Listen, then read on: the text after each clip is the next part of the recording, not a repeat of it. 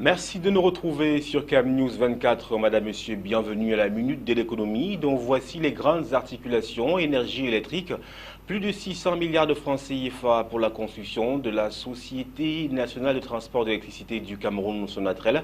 L'information est du ministère de l'économie, de la planification et de l'aménagement du territoire qui a indiqué justement que la Banque mondiale avait marqué son accord pour le financement.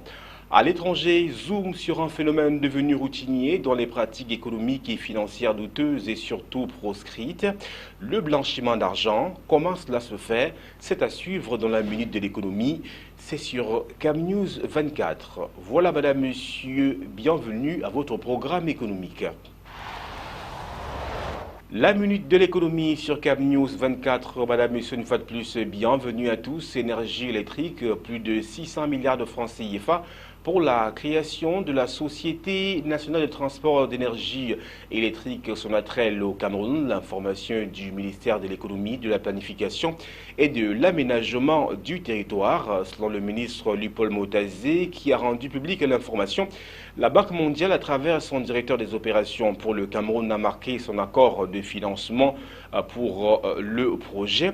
Pour l'instant, le gouvernement camerounais n'a pas donné plus de précisions sur les modalités de déblocage de ces fonds.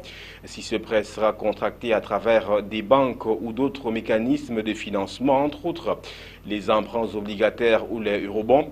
C'est en fin de l'année dernière que le gouvernement a annoncé la création d'une société de patrimoine chargée du transport de l'électricité en vue de renforcer l'offre énergétique dans les administrations et les ménages, selon le concessionnaire du service public d'électricité Energy of Cameroun, Eneo, qui s'occupe, outre de la production, du transport, de la distribution et de la commercialisation de l'électricité. Près de 40% de l'énergie électrique produite se perd dans le transport à cause de la vétusté des installations. Télécommunications à présent, MTN, Orange et Camtel doivent au gouvernement camerounais la somme de 176 milliards de francs CFA. C'est ce qui est contenu dans le rapport présenté le mardi 19 janvier 2016 à Yaoundé au terme d'une mission de contrôle par la Commission nationale anticorruption CONAC. Selon le dit document, cette somme est le résultat de malversations constatées chez les mêmes opérateurs de téléphonie mobile. La CONAC énonce par ailleurs des entorses aux opérations de téléphonie et le non-paiement de nombreuses taxes. Concernant la société Nextel, un autre opérateur présent sur le territoire national, il lui a demandé de clarifier sa situation. Ce quatrième opérateur est détenteur de 2 noms, dont Vietel. Parlons à présent des infrastructures routières. C'est pour relever que le gouvernement camerounais projette une augmentation du linéaire des routes revêtues de 10 à 17%. Et bien évidemment, celle du réseau en bon état de 12 à 55%, selon une annonce faite à l'issue de la 19e session du Conseil national de la route, CONAROUTE, tenu à Yaoundé. Les distances de ces deux types d'axes sont actuellement de 5133 et 12 799 km respectivement pour un réseau routier d'une distance totale de 77 589 km selon de récentes données du ministère des Travaux publics. Le gouvernement reconnaît toutefois de nombreux obstacles à la bonne exécution des projets d'infrastructures routières neufs, notamment l'insuffisante maturation des projets, les difficultés de libération des sites identifiés et de leurs emprises, les lenteurs dans le paiement des décomptes, la faible capacité technique et financière des petites et moyennes entreprises locales.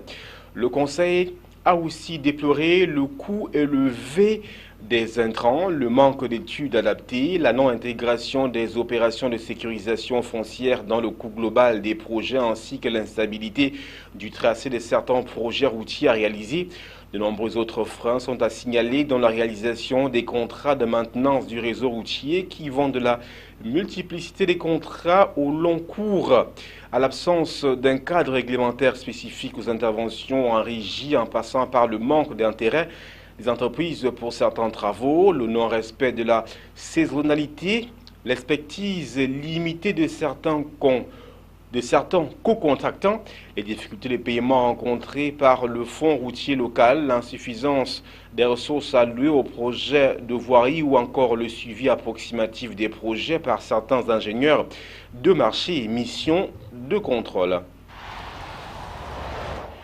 Parlons de toute autre chose à présent. Parlons d'une bouffée d'oxygène dans le secteur du café au Cameroun. Eh bien, le café camerounais trouve de nouveaux débouchés à l'étranger. Sur les 23 865 tonnes de café produits au Cameroun au cours de la campagne 2014-2015, les exportations ont culminé à 23 672 tonnes, en hausse de 8,24% selon le bilan de fin de campagne élaboré par l'Office national du cacao et du café.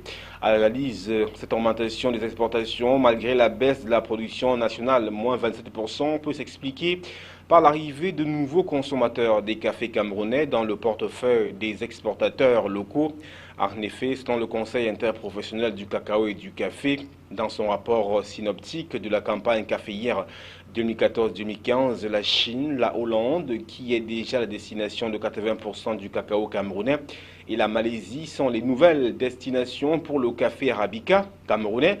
Cependant, au terme de la campagne indiquée, l'Allemagne, la Belgique et la Russie sont demeurées les premières destinations des cafés arabica et robusta camerounais, puisque ces trois pays ont reçu 81,36% des volumes exportés selon les statistiques officielles.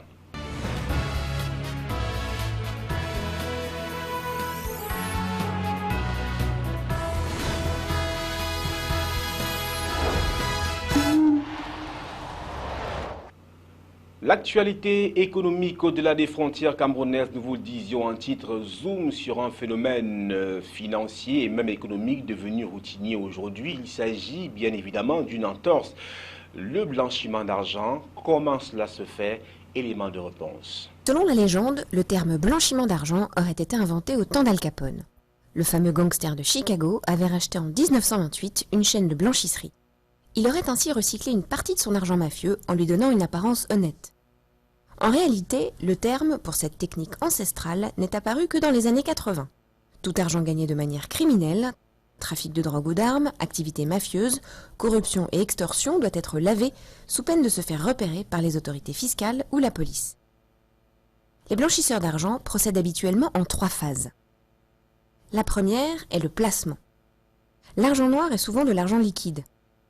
Comme tout placement de liquide en grande quantité est repérable, l'argent est fractionné en parts de 10 000 $ maximum et distribué à des prête-noms. L'argent noir ne transite pas uniquement par des comptes bancaires, mais aussi par des casinos, les loteries et les paris sportifs, les métaux précieux ou des biens de luxe. La deuxième phase est le camouflage. Les sommes doivent changer de main plusieurs fois pour que leur origine ne soit plus repérable. Le camouflage est facilité par l'existence de paradis fiscaux qui ne sont pas très regardants sur l'origine des fonds déposés. Une méthode également répandue est le montage de sociétés écrans. Sous couvert d'une activité commerciale réelle, elles facturent des services factices et obtiennent des recettes propres et déclarables. La dernière phase est l'intégration dans l'économie réelle. L'argent sale bien blanchi est réinvesti dans l'immobilier haut de gamme, les placements financiers ou les œuvres d'art. L'argent sale n'est alors plus repérable. Il est difficile d'estimer la part de l'argent sale dans l'économie mondiale et cette part varie beaucoup selon les États. Cependant, le Fonds monétaire international estime que 2 à 5% du produit intérieur brut mondial est lié à l'argent sale. Parlons à présent des ravages de l'héroïne au Pakistan. Il convient de noter que l'Afghanistan est le plus grand producteur d'opium dans le monde, notamment en 2013. Et la moitié de cet opium transite par le Pakistan, où cette drogue cause des ravages sur les populations les plus pauvres. Regardons. Un shoot entre 2 camions au cœur d'un quartier délabré de Karachi. Dans cette ville tentaculaire de 20 millions d'habitants, ils sont des dizaines de milliers à s'injecter de l'héroïne chaque jour. Face à ce fléau, une poignée de travailleurs sociaux tentent de freiner la propagation du sida dans la ville. Il nous explique qu'il ne faut pas utiliser les seringues des autres. On peut utiliser la même seringue 2 fois, mais si on échange les seringues entre nous, on peut attraper le sida.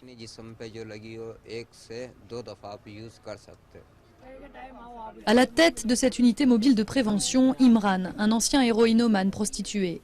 Les ravages de cette drogue, qui coûte moins d'$1 le shoot, il les connaît bien. C'est parce qu'il n'y a pas si longtemps, j'étais de leur côté. Je sens ce qu'ils sentent. Je comprends leurs problèmes très clairement. Je comprends aussi leurs besoins. Je sais exactement ce qu'il leur faut. Je peux leur fournir de l'aide au bon moment.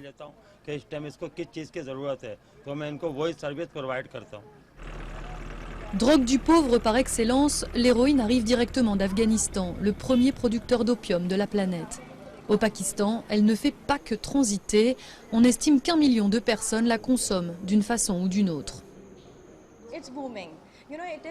Ça explose. Vous savez, ça augmente chaque jour parce qu'il y a plein de facteurs sociaux qui poussent les gens vers cette menace. Donc ça explose. Et malgré tous les efforts que le gouvernement affirme faire, c'est très facile de s'en procurer ici. Dans ce centre d'accueil de jour, les héroïnomanes peuvent profiter des sanitaires et de soins. Ils peuvent aussi échanger sur leur misère. À chaque fois que des jeunes viennent me voir, je leur dis « Mais regardez-moi, personne n'a de respect pour moi. Les gens qui autrefois me considéraient comme quelqu'un de bien ne veulent plus s'asseoir à côté de moi parce que j'ai le sida. Alors s'il vous plaît, ne faites pas ça. Ça peut transmettre de nombreuses maladies. Vous êtes coupé de votre famille, votre vie est détruite et plus personne ne vous respecte. »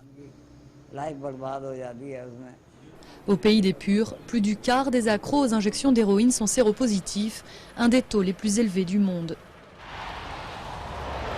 Voilà, place à présent au chiffre du jour. Il est de 600 milliards de francs CFA et ce chiffre représente le financement de la Société nationale de transport d'électricité du Cameroun, Sonatrel, qui vient justement résoudre le problème d'électricité au Cameroun. Avant de clore ce programme économique, le rappel de son épine dorsale, énergie électrique, plus de 600 milliards de francs CFA pour la création de la Société nationale de transport d'énergie au Cameroun. L'information du ministère de l'économie, de la planification et de l'aménagement du territoire qui a indiqué que la Banque mondiale a marqué son accord pour le financement. Et puis à l'étranger, nous avons zoomé sur un phénomène qui fait partie des pratiques économiques et financières douteuses et proscrites. Il s'agit du blanchiment d'argent. Comment est-ce que cela s'opère? Nous avons eu à regarder, à comprendre ce phénomène dans ce programme économique baptisé La Minute de l'économie sur CamNews 24, la chaîne info. Merci de rester en notre compagnie.